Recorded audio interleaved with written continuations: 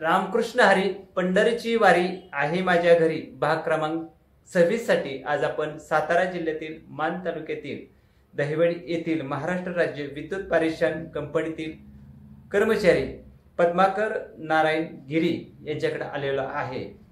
त्यांनी तुळशीची माळ गळ्यात घातलेली आहे। तर का तुळशीची माळ गळ्यात घातली, त्याचबरोबर कसा त्यांच्या जीवनात बदल होत गेला, अशा विविध प्रश्नांची उत्तरं आज आपण त्यांच्याकडून जाणून घेणार आहोत। साहेब, मानदेश भूषण YouTube चॅनल मध्ये तुमचं सर्वप्रथम स्वागत। तुमच्या वडिलांचं नाव काय आहे? नारायण गिरी। आईचं? रुक्मिणी गिरी। बर, वडील काय करत होते तुमचे? वडील शेती करत होते आमचे वडील। बर, तुमचं शिक्षण किती झालेलं आहे? शिक्षण माझं 15वी झाले, माझं ग्रॅज्युएशन। ग्रॅज्युएशन म्हणजे कुठल्या साइडनं? म्हणजे हिंदी। BA? हा, BA हिंदी। BA हिंदी।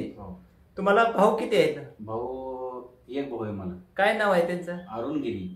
बर, आणि बहिणी आहेत का? बहिणी 2 आहेत, बहिणी आहेत ना। काय नाव आहे त्यांचे? मोठीचं गोदावरी, लहानीचं शिवकन्या। साहेब, तुम्ही नोकरीला केव्हा लागला आणि कुठे तुमच्या नोकरीचा शुभारंभ झाला? माझा शुभारंभ नोकरीचा 2010 मध्ये कराड झोन अंतर्गत दहिवडी येथे 2010 ला पारेषण कंपनी दहिवडी येथे झाला, सुरुवात झाली माझी।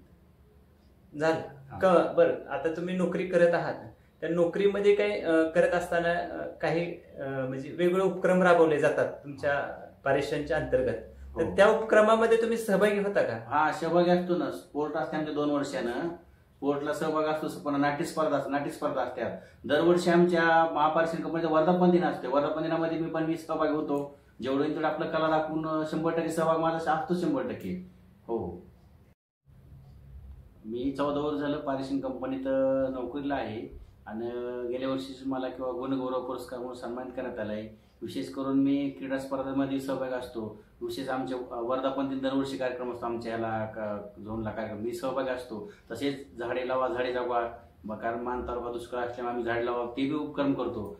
कोणत्याही कार्यक्रमात असतो। मला खरंच विठ्ठलाची कृपा आहे माझ्या हाती, विठ्ठलाची कृपा आणि सानिध्य माझ्या पत्नीची आणि एक मुलगा आणि मुलगी मला त्यांची बी कृपा आहे, सानिध्य त्यांचं भेटला संपर्क। तसेच माझा संपूर्ण स्टाफ, आपले 132 किलोमीटर इंचार्ज आणि संपूर्ण स्टाफ, माझ्या आउटसोर्सिंग कर्मचारी बांधव, संपूर्ण स्टाफ आणि कराड झोनचे, आमच्या झोनचे सर्कल डिव्हिजनचे संपूर्ण मला हे दिल्याबद्दल मी सर्वांचे आभार व्यक्त, विठ्ठलाची कृपा किंवा मानतो मी त्यांना। मला सहकार्याला आपले मला ते दिल्याबद्दल खरंच मला अभिमान वाटतो मला झोनचा।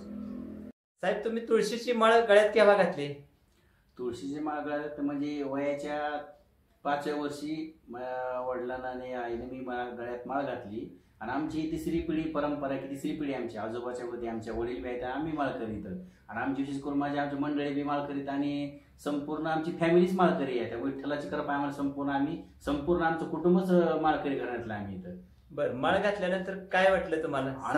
आनंद वाटतंय की असं वाटतं की कापून यायचं माळकरी आपल्याला बरं वाटतंय, समाधान वाटतंय आपल्या शरीराला किंवा काय म्हणून। विशेष करून आणि पुन्हा आम्ही केव्हा एखादं 15वाडी एखादं देखील आम्ही धरतात, दर 15वाडी एखादं मी करतो विठ्ठलाचं भक्त असल्यामुळं पांडुरंगाची कृपा की आपण एखादं दर 15वाडी करतो मी, असं वाटतंय मला।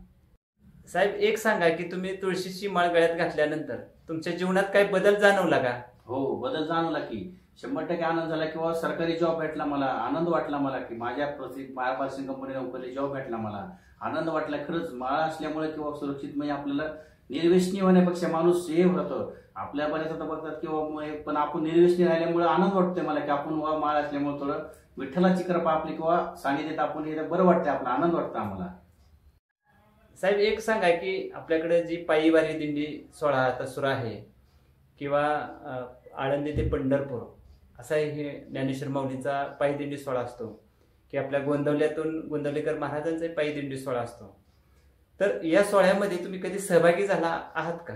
हा, मी अखंड आता एक माझं 7-8 वर्ष 10 वर्ष इकडे मी आलो, दरवर्षी जातो मी फलटण मला 1 दिवस किंवा 2 दिवस आपलं सब जेवढेच करोपर्यंत आपलं, आणि गोंदवले महाराज दिंडीमध्ये पण जातो, दोन्ही दिंड्यामध्ये आपण अटेंड करतो मी, जेवढं टाइम भेटायचं आपलं जाऊन वारीमध्ये मी सहभागी होतो।